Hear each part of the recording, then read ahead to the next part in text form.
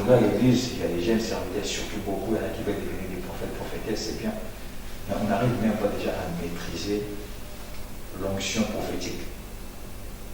Où nous voyons des jeunes, l'onction descend sur toi, et la personne que tu prophétises devant toi, il peut être ton père, ta mère, ton grand frère, déjà un tu le tutoies. Tu donnes des paroles comme tu veux, alors que non, c'est pas ça. Même le Saint-Esprit, je dis toujours aux gens, le Saint-Esprit, c'est pas une personne, mais c'est une personne. C'est une personne qui vit en nous. Donc, il va te montrer comment parler, il va te montrer comment enseigner, il va te montrer comment faire des choses. Tu ne peux pas te lever, tu dis, hé, monsieur, lève-toi. Madame, lève-toi. Dieu me dit comme ça. Même lui-même, il sera triste. C'est quelqu'un comme Samuel. Il était là dans la présence de Dieu, mais il ne connaissait pas. Mais Dieu a permis qu'une personne soit là. Alors, pour découvrir ton appel, tu n'as pas d'abord besoin d'un pasteur, prophète, apôtre. Tu dois d'abord prier. Si Dieu te met un cœur, parce que la conviction vient d'abord du cœur, tu auras d'abord l'attitude du Seigneur. Tu m'as envoyé sur la terre. Qu'est-ce que tu veux que je fasse? Tu m'as appelé à faire quoi? Des études. Tu m'as appelé à créer une entreprise. Tu m'as appelé à faire des écoles. Tu m'as appelé à faire des choses. Mais ces choses-là, avant qu'un prophète vienne, il faut que Dieu te parle. Je donne un exemple de l'histoire de Saoul. Saoul, il était destiné à être roi. Mais pour qu'il devienne roi, il fallait qu'il rencontre le prophète Samuel. Mais dans le plan de Dieu, il était déjà destiné. Mais il fallait qu'une personne soit là pour le conduire. C'est comme nous aujourd'hui. On est appelé, mais on a besoin d'être encadré par mon Père. Et pour que Dieu nous brise, Dieu ne va pas descendre, il va passer à travers les hommes. Ça peut être ton frère, ça peut être ta sœur, ça peut être ton mentor, ça peut être ta mère dans la foi, ton père dans la foi, toutes ces choses-là. Quand nous lisons l'histoire de Samuel, la Bible nous parle juste de résumé. Nous ne savons pas ce qui s'est passé. Moi, je pense que même le fils d'Élie, c'était contre lui. Mais comment un étranger qui vient et notre papa commence à l'aimer? Comment un étranger qui vient et notre papa laisse la place? Comment un étranger il vient et il veut devenir sacrificateur? Pourquoi? Dieu l'avait déjà choisi. Il y en a qui rendent le ministère pour défi. Ah, parce que Myriam a fait ça, moi aussi je veux faire ça. Ah, parce qu'Andy fait ceci, parce que Jordan fait ceci, moi aussi je veux faire ça. Il y en a qui rendent le ministère pas pour Dieu, mais pour eux. Il y en a qui rendent le ministère pour que leur nom soit connu. Moi je dis une chose, et je l'ai dit toujours, si on pouvait fouiller par là le ministère, je suis le premier. Je suis le premier. Parce que le ministère, ce n'est pas facile. Ce n'est pas facile du tout. Je me rappelle quand je suis révélé en moi, c'était en 2012, au mois de janvier. J'avais fait un jeûne de Daniel de 21 jours, là où j'étais dans mon ancienne église. Pardon, chaque année on faisait ça. Mais je disais toujours que, pardon, ça ne sert à rien de faire ça. Pourquoi? Parce que nous, les Africains, des fois, quand on prépare, ils font des feuilles de manioc, je ne sais pas s'il y en a qui connaissent, ils mettent un peu du poisson, ils mettent des choses. Les jeûnes des Daniel, c'est un jeûne où tu ne manges pas la viande, tu ne manges pas de poisson. À chaque fois, je disais, je vais le faire. Mais dans le plan de Dieu, Dieu avait déjà choisi ces moments. Et moi aussi, je me suis levé, j'ai dit non, je vais le faire. Et quand je fais ça, je me rappelle à partir du 14e jour, 15e jour comme ça, je suivais un prophète comme ça sur Internet, il parlait. Il a dit même les gens qui sont en dehors de cette nation, ils seront visités. Moi je disais non, ça c'est des aventures. Je dis non, ça ne peut pas se faire. Et moi je pensais quand Dieu parlait, c'était genre les murs qui tremblaient. Ouais, c'est Dieu qui parle. Mon fils, non. Mais ça se passe dans le cœur. Et je suivais. Et l'homme de Dieu a dit, même les gens qui sont partout, ça va être touché. Je suis dans ma chambre, j'étais seul.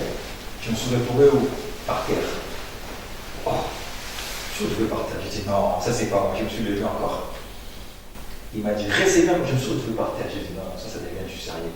Et j'avais des casques sur les oreilles, et il parlait, et je suis tombé, le fil a été coupé, et j'entends une voix qui me parle, il me dit, je ne contrôlais plus mon corps. Vous voyez, quand souvent on prie pour une personne, quand la personne est possédée, on chasse des démons, il y a un esprit qui parle sur la personne.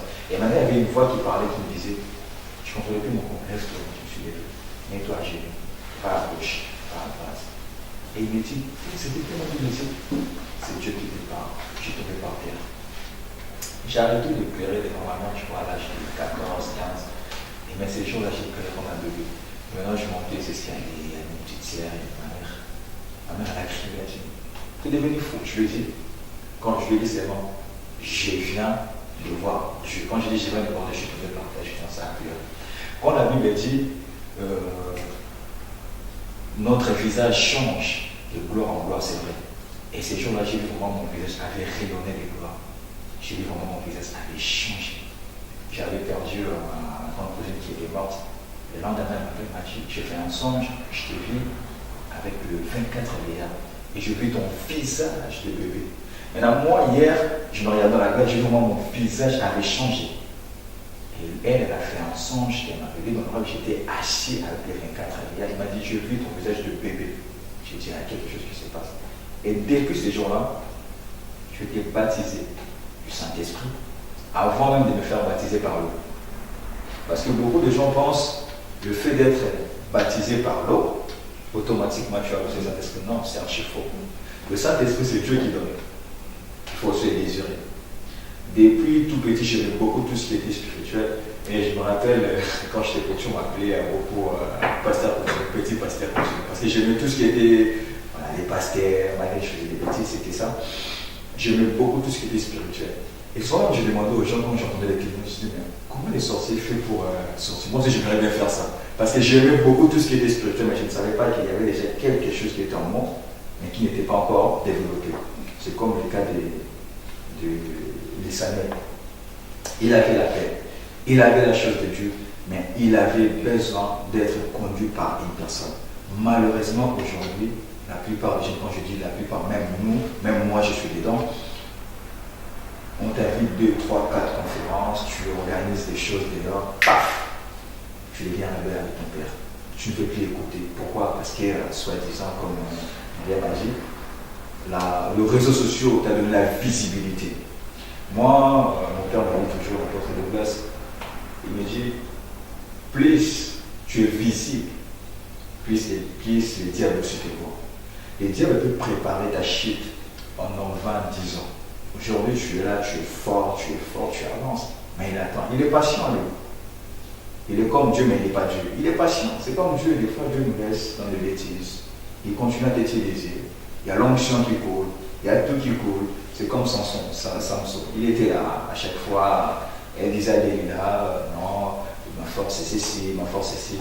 Mais le jour, la Bible dit, il a ouvert son cœur, il a livré son secret. Et ces jours-là, malheureusement, il ne savait pas que Dieu s'est retiré de lui. Aujourd'hui, on peut bien commencer, comme le cas des enfants d'Élie. Ils ont bien commencé, ils étaient là, dans le temple, l'assiduité, après connaissant la Torah, ils prenaient la parole. Mais un jour, ils ont déconné.